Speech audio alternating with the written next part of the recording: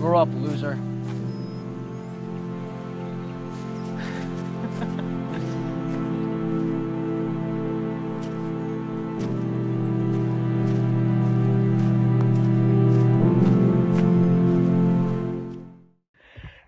I really loved this piece, and it left such a warm feeling in my heart of exploring this idea of things that are discarded and sometimes forgotten, but still hold such important value, and how they can commiserate with each other and find love and connection with one another and circle their way back into the lives of those that they once touched so deeply.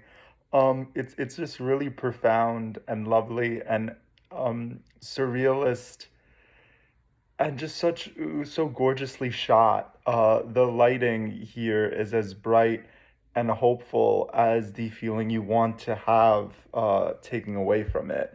It's reminding of, the wonderful Toy Story 2 Jesse's backstory kind of sequence. That was the vibes that I got during it, and I mean that in the most flattering way possible. Incredible job. ELM. This story was so sweet and it was so well told. I mean, the music on this was absolutely fabulous. And I loved the creativity with the camera work that the filmmakers did. Like they had shots from inside the scarecrow. And it made sense because they showed you the scarecrow before they were showing you the shot from inside, like seeing what the scarecrow would see, rather. I think it was a really cool visual effects of having the tree come to, having the tree grow and having her come to life. God, I'm having a problem talking today. I'm sorry, y'all. Having her come to life and jump out of the tree and go through the story on this and then meet the little boy when he's an adult. It was just really, really well told and such a gorgeous story. I loved it. Great job, you guys. In the film Elm, I really like these side-by-sides that they have in the beginning with the kids' faces as they're talking. And the edits are really cool with the passage of time that they show as the doll is growing. I think the concept of animating the doll and the scarecrow had a lot of layers and meaning. Something beautiful came from their pairing, and the irony and message behind the boy saying how the doll was so ugly in the beginning and how she turned into this beautiful, vivid doll or person was really cool to see. Overall, I really liked the music choices, and the editing was very impressive and really kept engagement. Elm is whimsical, Elm is magical. You definitely get this essence of a love story between the scarecrow and the doll. We get to see this Winnie the Pooh, Robin-esque relationship forming with the doll and the doll's owner, the Andy and Woody, if you will.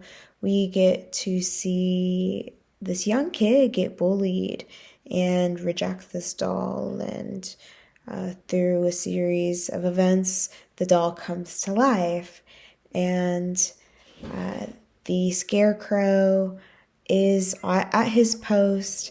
He's definitely a hopeless romantic waiting for his love story to form when he comes across this woman that helps him when he's being attacked by the birds.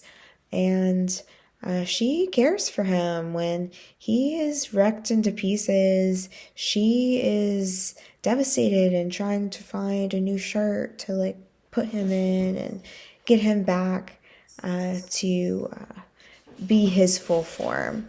And I think it's a beautiful love story that forms. You get that nice, whimsical world being built through the costumes, through the nature of the world. It seems glowy and mystical, and the color palette on the color grading really brings this earthy forest pixie vibe to the overall piece.